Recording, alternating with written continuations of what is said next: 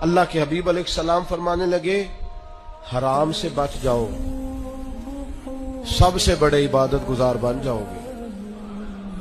کثرت نوافل کا یہاں ذکر نہیں کیا، کثرت تلاوت کا ذکر نہیں کیا، یہاں کثرت درود پاک کا ذکر نہیں فرمایا۔ حرام سے بچو،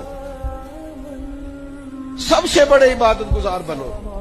یہ ترمذی کی حدیث عرض کر رہا ہوں۔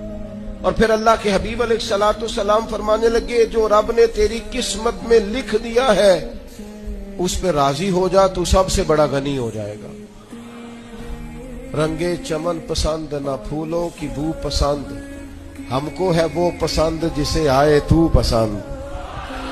جو اللہ نے تیرے لیے پسند کیا ہے اسے پسند کر، رب کی رضا میں راضی رہنا سیکھ۔ وصل اچھا ہے نہ فراق اچھا ہے، یار جس حال میں رکھے وہی حال اچھا ہے۔